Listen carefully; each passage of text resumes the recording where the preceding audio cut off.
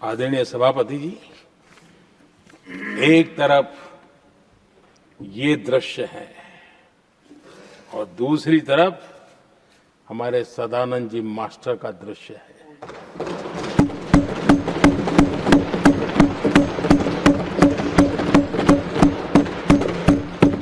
राजनीतिक विद्वेष के कारण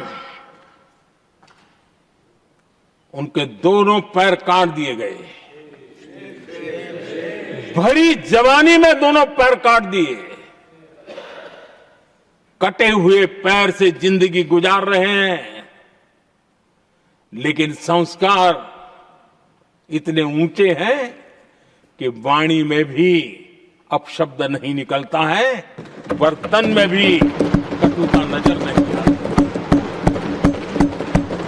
गर्व होता है। और कल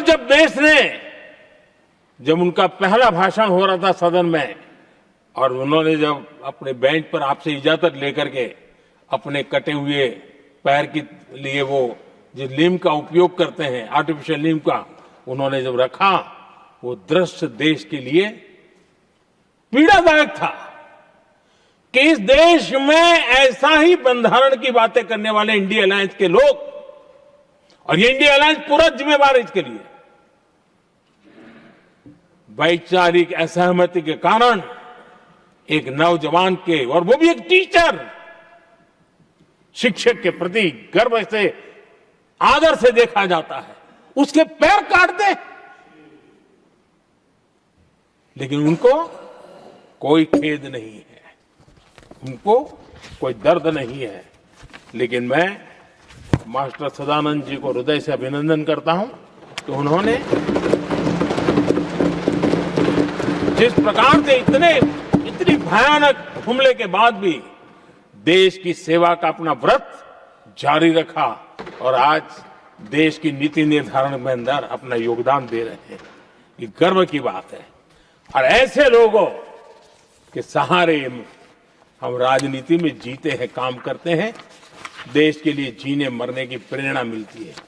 ये संस्कार हमें पाए हैं ऐसे लक्षावधि कार्यकर्ताओं के तब से पाए हुए हैं। आदरणीय सभापति जी,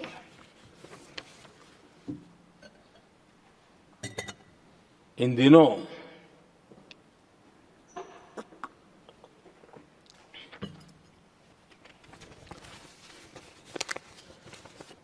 और वैसे कांग्रेस के हमारे साथियों का मुझ पर जरा विशेष प्रेम है, वो स्पेशल प्रेम है। और जब मैं जिम्मेवारी जो मिली है उसके तहत, और जिम्मेवारी न मिलती तो भी देश के लिए जीना तुमने सीखा है। हम विकसित भारत की जमीन मजबूत कर रहे हैं, उसको एक ताकत दे रहे हैं।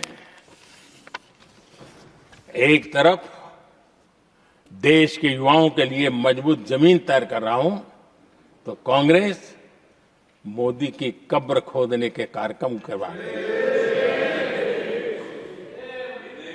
और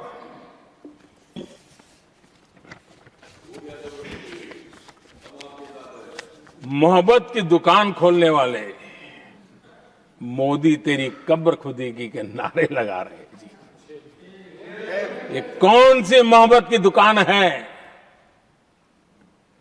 जो देश के ही किसी नागरिक के कब्र खोदने के सपने देखती हो? ये कौन सा संविधान से उन्होंने सीखा है जो देश के ही किसी नागरिक के कब्र खोदने की बात करते हो? क्या ये संविधान का अपमान नहीं है? क्या ये मानवता का अपमान नहीं है? क्या ये सार्वजनिक जीवन की मर्यादाओं का अपमान नहीं है? और उनको इसका कोई खेद नहीं है। अगर इसके बाद क्या बयान देंगे? बयान देखो, प्रधानमंत्री राज्यसभा में भी रो रहा था।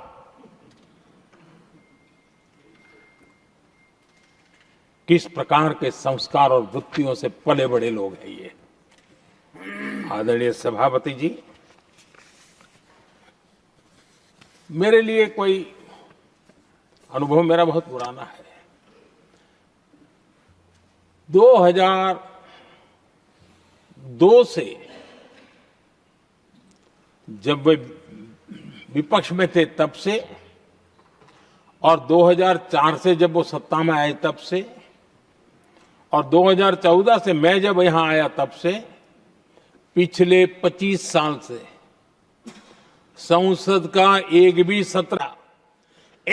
सत्र ऐसा नहीं गया जिसमें इस सदन के अंदर मोदी को गाली देने का काम न किया हो इन लोगों ने। 25 साल।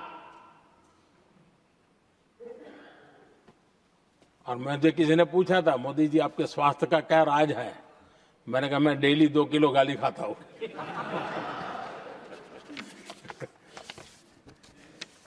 आदरणीय सभापति जी, ये मोदी की कब्र क्यों खोदना चाहते हैं?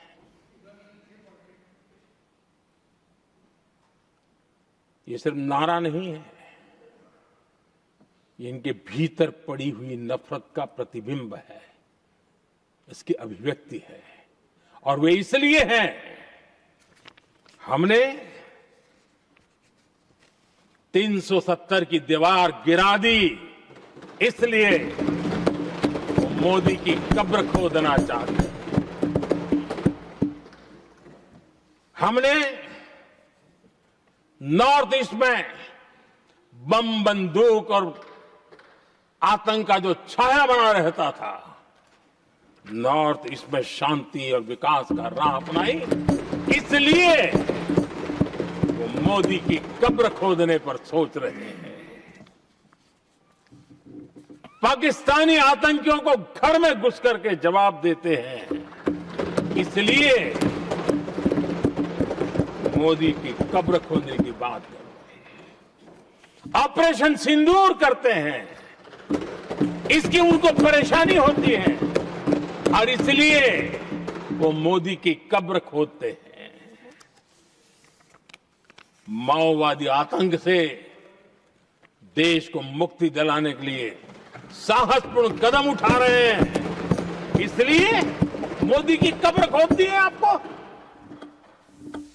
हमने, नेहरू जी ने देश के साथ बहुत बड़ा अन्याय किया था, सिंधु जल समझौता करके। उस सिंधु जल समझौते को हमने एबेंस में डाल दिया। क्या इसलिए आप मोदी की कब्र खोदने के नारे लगा रहे हो? आदरणीय सभापति जी, कांग्रेस की परेशानी कुछ और है। ये पचा नहीं पा रहे कि मोदी यहां तक पहुंचा कैसे, और उनकी परेशानी बढ़ती जा रही है कि भाई पहुंचा तो पहुंचा, लेकिन अब तक टिका क्यों है? और इसलिए वे, एक ही रास्ता उनके लिए बचा हुआ लग रहा है कि मोदी तेरी कब्र खुदेगी। आदरणीय सभापति जी, ये तो मान करके बैठे थे, उनका लोकतंत्र, संविधान का कोई लेना देना नहीं। उनको तो लगता है कि प्रधानमंत्री पद उनके परिवार की जागीर है, उस पर कोई और बैठ नहीं सकता। ये जो उनके भीतर में नफरत पड़ी हुई है ना, मोहब्बत की दुकान में जो आग भरी पड़ी हुई है ना, उसका परिणाम है। और इसीलिए कोई क्यों बैठा, हमारा पैतृक अधिकार था, इसलिए मोदी की कब्र खोदने का नारा लेकर के वो चल रहे हैं। आदरणीय सभापति जी, कांग्रेस के शाही परिवार को देश ने दशकों तक अवसर दिया है, ऐसा नहीं है। देश ने आपके लिए भी अपना भविष्य दांव पे लगाया था, लेकिन आपने गरीबी हटाओ के नारे लगाए, गुमराह किया।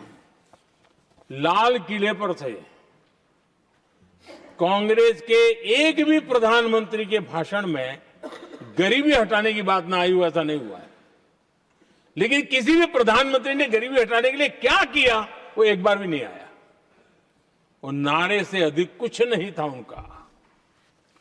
और मोदी ने रास्ता अपनाया गरीब को एम्पावर करने का, गरीब को सशक्त करने का। और मेरे देश के गरीबों को मैं सलाम करता हूं। उन्होंने देश की योजनाओं को समझा, स्वीकारा और अपने सामर्थ्य को बढ़ाने के लिए प्रयास किया। मैं देश के गरीबों का गौरवगान करता हूं कि हमारी नीतियों पर भरोसा करके, हमारी नीयत पे भरोसा करके उन्होंने भी अपने आप को खपाने के लिए कोई कमी नहीं रखी। और 25 करोड़ मेरे गरीब परिवार के भाइयों ने गरीबी को परास्त किया और खुद गरीबी से बाहर आए हैं। मैं उनको सलाम करता हूं। मेरे 25 करोड़ देशवासी जो निराशा में पड़े हुए थे, दूर एक आशा की किरण दिखाई दी, उठ खड़े हुए और आज हमारे साथ चल पड़े। आदरणीय सभापति जी, 2014 के पहले ये इम्प्लीमेंटेशन की बातें करते थे। हमारे यहां सैकड़ों लोग रेलवे क्रॉसिंग पर मरते थे। स्कूल की बस रेलवे क्रॉसिंग से जा रही है, 20-20, 25-25 स्कूल के बच्चे मरने की खबरें आती हैं।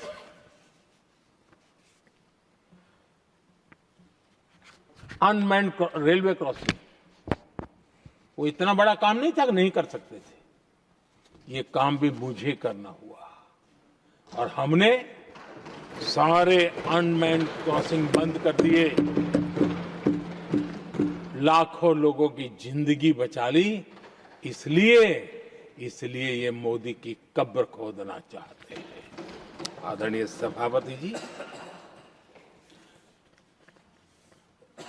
2014 से पहले इस देश में 18,000 गांव ऐसे थे जिनको बिजली का मतलब पता नहीं था।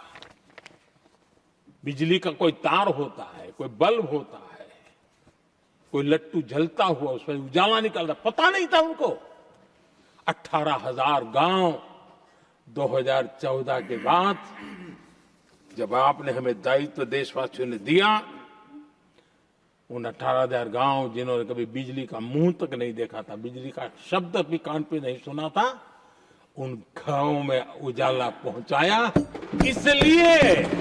इसलिए इनको मोदी की कब्र खोदने के सिवाय अब कोई रास्ता नहीं दिख रहा है।